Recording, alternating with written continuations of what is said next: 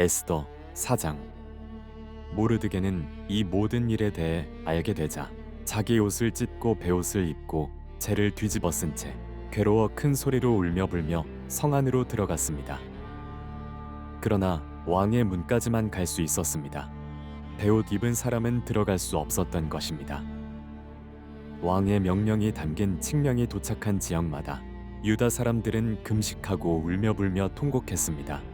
많은 사람들이 베옷을 입고 재를 뒤집어 썼습니다. 에스더의 하녀들과 내시들이 와서 모르드게의 일에 관해 전하자 에스더는 너무나 괴로웠습니다. 에스더는 그에게 베옷을 벗고 다른 옷을 입으라고 옷을 보냈지만 모르드게는 그 옷을 받지 않았습니다. 그러자 에스더는 자기 시중을 드는 왕의 내시 하닥을 불러 모르드게가 무슨 일로 괴로워하는지 그 이유는 무엇인지 알아오라고 명령을 내렸습니다. 그리하여 하닥은 왕의 문 앞 성 광장에 있는 모르드게에게 갔습니다.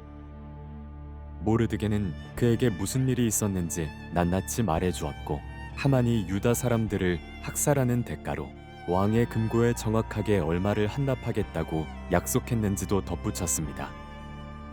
그는 또한 수산성에 공포된 학살을 명령한 그 칙령의 사본도 그에게 넘겨주면서 에스더에게 보여주고 설명해 주라고 했습니다.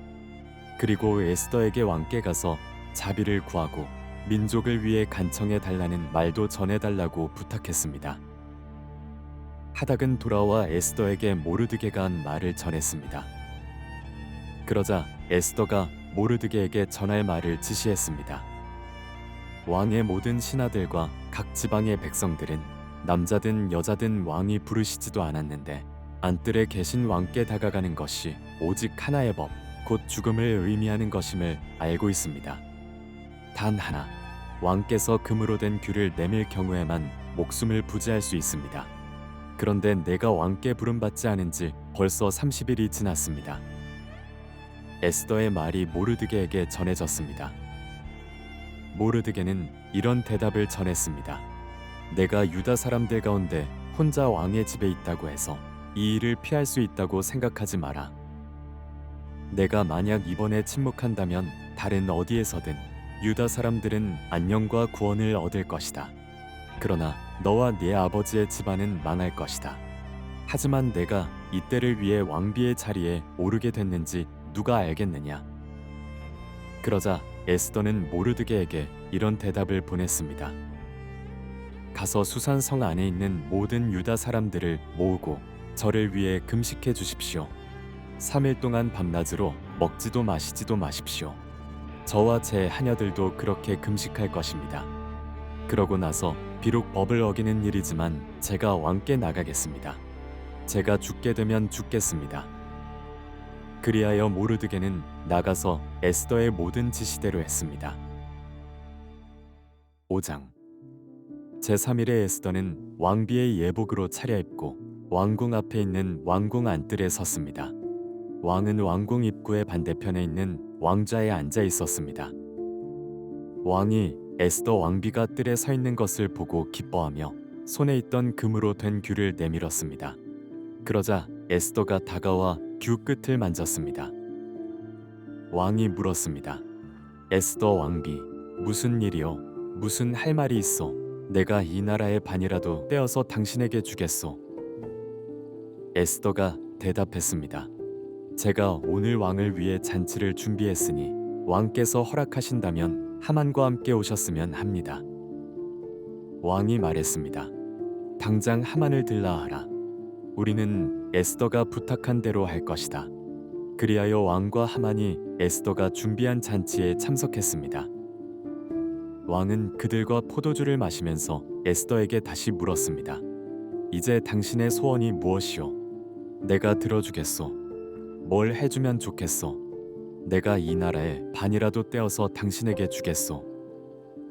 에스더가 대답했습니다. 제 소원, 제가 부탁드릴 것은 이것입니다.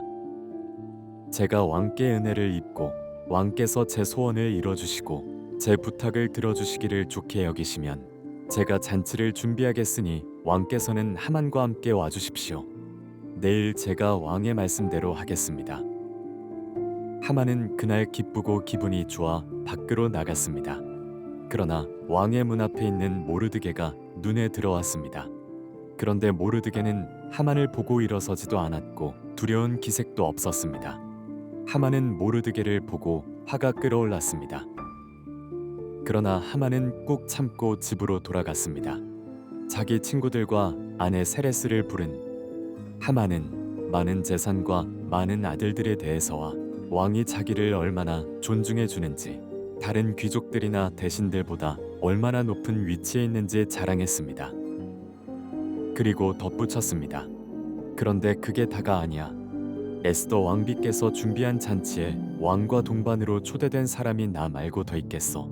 그리고 왕비께서 내일도 왕과 함께 오라고 초대하셨어. 하지만 저 유다 사람 모르드게가 왕의 문 앞에 앉아 있는 한 이 모든 것들도 만족스럽지가 않아. 그 안에 세레스와 그의 모든 친구들이 그에게 말했습니다. 50규빗 높이로 나무를 세우고 아침에 왕께 모르드게를 거기에 매달자고 하십시오. 그러고 나서 왕과 함께 저녁 식사를 들러가시면 얼마나 즐겁겠습니까? 하만은 이 제안을 좋게 받아들이고 나무를 세우게 했습니다. 6장. 그날 밤 왕은 도무지 잠이 오지 않았습니다. 그래서 역대기, 곧 자신의 통치 기록을 가져와 읽게 했습니다. 그런데 거기 문을 지키던 왕의 두 신하 빅다나와 데레스가 아하수에로 왕을 암살하려던 음모를 모르드게가 폭로했다는 대목이 있었습니다. 왕이 물었습니다. 이 일로 모르드게가 어떤 영예와 지위를 받았느냐? 왕을 섬기는 젊은이들이 대답했습니다. 그를 위해 시행된 것은 아무것도 없었습니다. 왕이 말했습니다. 누가 뜰에 있느냐? 그때 하만이 자기가 세워둔 나무에 모르드게를 매달려고 한다는 것을 왕께 말하기 위해 막 왕궁 바깥들에 들어섰습니다. 그 시종들이 대답했습니다. 하만이 뜰에 서 있습니다. 왕이 명령했습니다. 들여보내라. 하만이 들어서자 왕이 그에게 물었습니다. 왕이 영예를 주려고 하는 사람이 있는데 어떻게 해주는 게 좋겠는가? 하만은 속으로 생각했습니다. 나 말고 왕이 영예를 주려고 하는 사람이 또 누가 있겠는가? 그래서 그가 왕에게 대답했습니다. 왕께서 영예를 주시려는 사람이 있다면 왕이 입으시는 왕복과 왕이 타시는 왕의 말을 내어오게 하시고 그 머리에 왕관을 씌우십시오.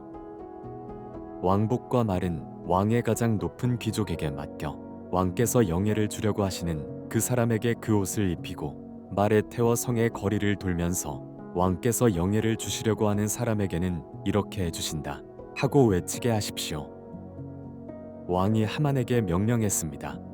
당장 가서 왕복과 말을 가져다 내가 말한 대로 왕의 문에 앉아있는 유다 사람 모르드게에게 똑같이 하여라. 내가 말한 것 가운데 어느 하나라도 생략해서는 안 된다. 그리하여 하만은 예복과 말을 가져갔습니다. 그는 모르드게에게 예복을 입히고 말에 태워서 성의 거리로 다니며 왕께서 영예를 주시려고 하는 사람에게는 이렇게 해주신다 하고 외쳤습니다. 그러고 나서 모르드게는 왕의 문으로 돌아갔습니다. 그러나 하만은 수심이 가득한 얼굴로 곧장 집으로 달려가 자기 아내 세레스와 모든 친구들에게 무슨 일이 있었는지 다 말해주었습니다.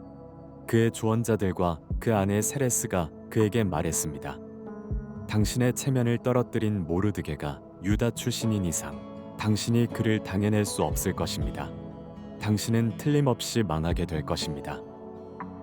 그들 사이에 이런 이야기가 오고 가는 사이에 왕의 내시들이 도착했습니다.